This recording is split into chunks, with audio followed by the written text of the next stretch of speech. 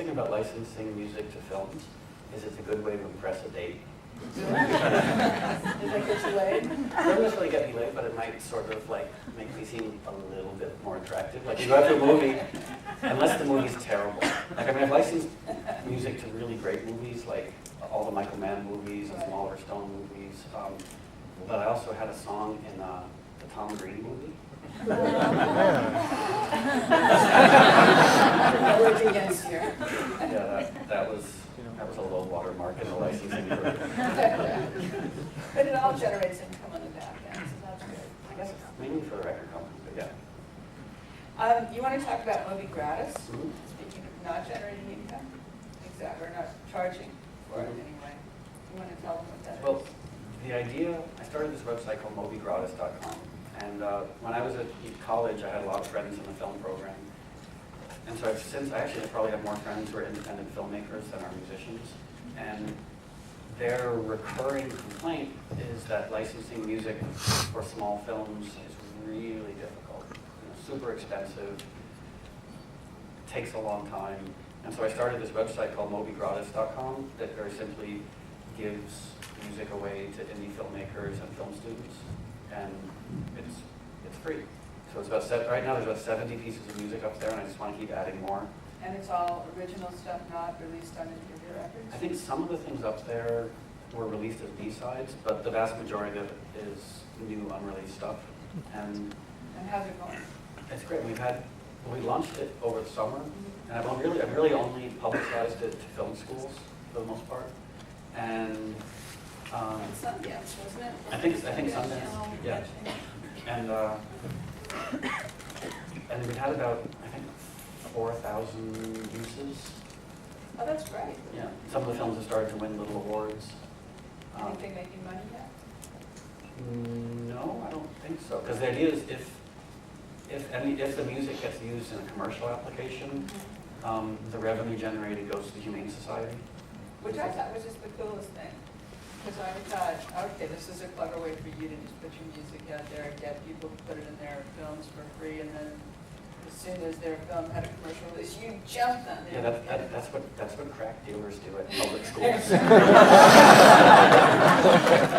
when I realized that whatever there was, that was going to a worthy cause. Well, I've structured it so that I can never make money from it, and that way, hopefully, I do it for the right reasons. Which obviously is. Like if you remove temptation, then I know that I'm doing it for the right reasons.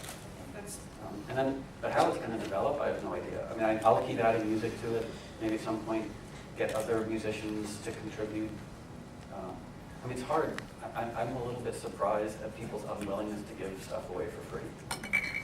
You want to elaborate on that? Well, I have approached some other musicians, and they don't seem as enthusiastic about giving their music away for free as I might have assumed. Is their bank account as reasonable as yours? Maybe, probably, I don't know. That could have something to do with it. Or is it more of a philosophical issue about wanting to be paid for music use? Yeah, I mean, a little both, probably. And you don't want to be paid? I'm fine either way. You know, if I do something and I make money from it, fine. If I do something I don't make money from it, that's fine. But I tried very hard to not let money influence any professional decisions I make, as strange as that might sound. So what motivates you? The love of doing what I do. Was that always the case? There was because I grew up so poor, there was a period where I was being offered money to do things, and I agreed because I felt like I had to. But then I realized there was almost this direct correlation. Like, the things I agreed to do for money were the things that made me the most miserable. So, What were they? DJing, corporate events, or whatever, just stuff like that. So now, yeah, again, if something makes money, fine. But I don't want that to be the criteria that determines my choices.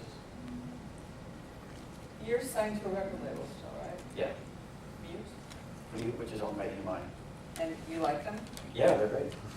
What makes them great as opposed to some of the ones that I've heard you not so fond of? Well, Mute was started by a man named Daniel Miller, and he was a taxi driver who made electronic music in his spare time.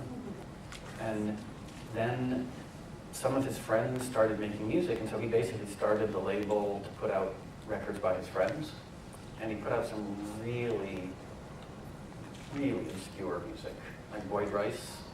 I don't know if anyone here knows who Boyd Rice is. I know one person. He's the head of the Church of Satanism in the United States. He makes really commercially accessible records. No, I'm worried about this guy. and Diamanda Galas, and so like it's so the label So mainly. he wasn't into making money either. No, but then the third artist he signed was Depeche Mode.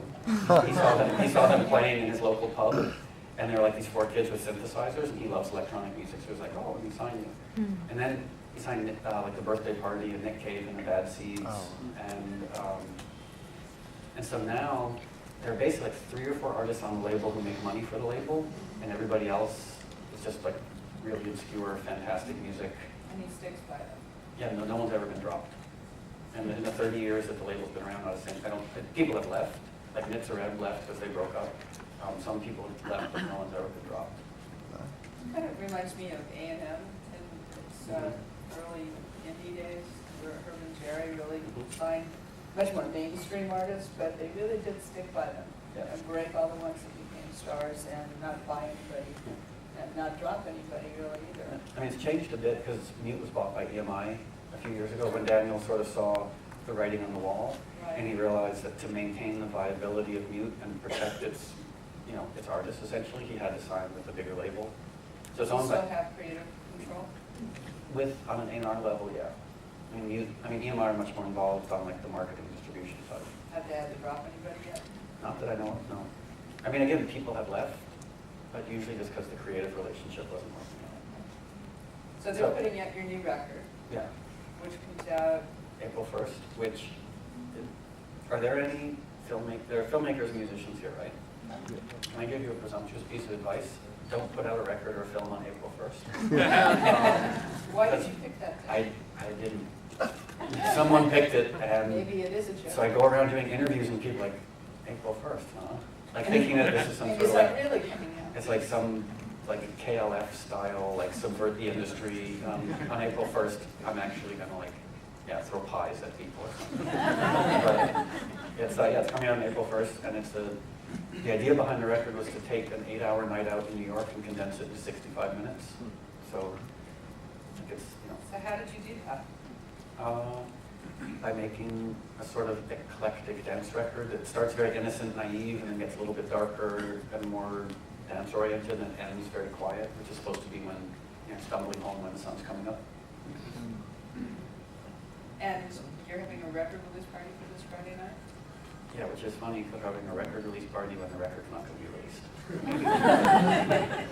We're The geniuses. best of marketing intentions. Are you playing the record on Friday night? Probably not, no. I'll be DJing and Tommy Sunshine April and Junkie XL, yeah. So you're playing somewhere or DJing somewhere here? All the time, yeah, I'm doing And you got your something band? tonight.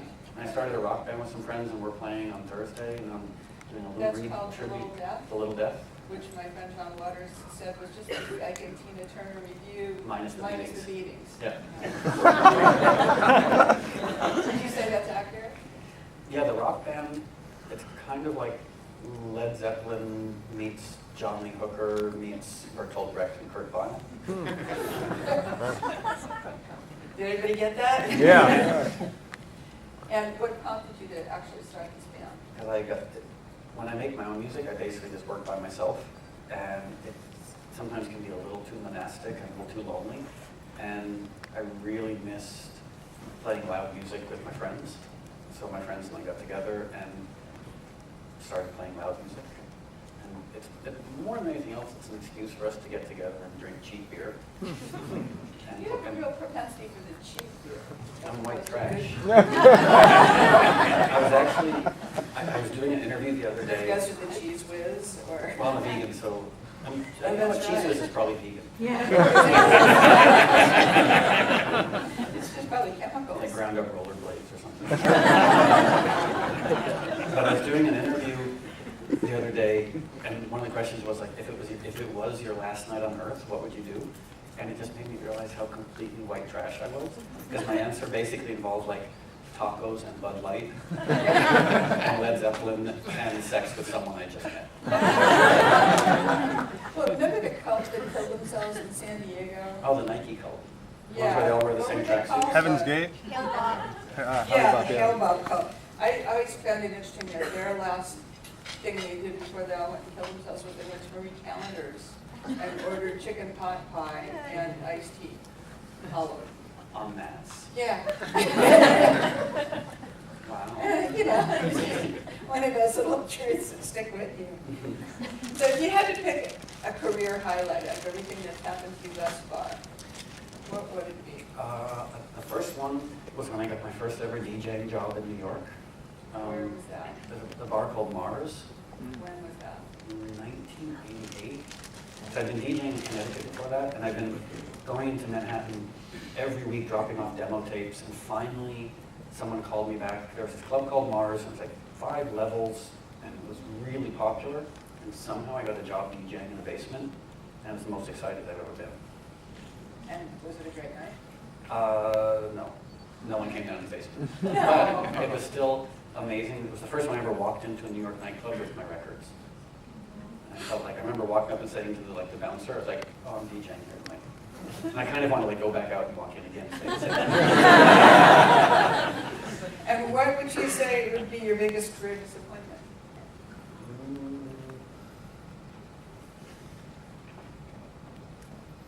See, my expectations were always so low. Like the first record I ever put out sold 2,000 copies. It's on a tiny little label called Instinct Records. And then the next record, I wanted to sell 4,000 copies. And that, if it had sold 4,000 copies, I would have been perfectly happy. But it went on to be a big, successful single throughout Europe, so. That bummed you out? No, it was great, but there haven't really been, even like the least successful album I had was called Animal Rights.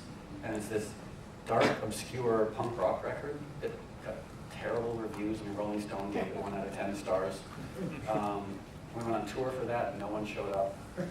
Although I did get three people who told me they loved it. This is so random. For Terrence Trent D'Arby. Whatever happened? I have no idea. The first record, good. And Axl Rose told me he listened to it on repeat in his car over and over again. And then Bono told me that he liked it as much as the first Clash album. Well, you should frame that too. Oh, he told it to me drunk in a bar. Oh.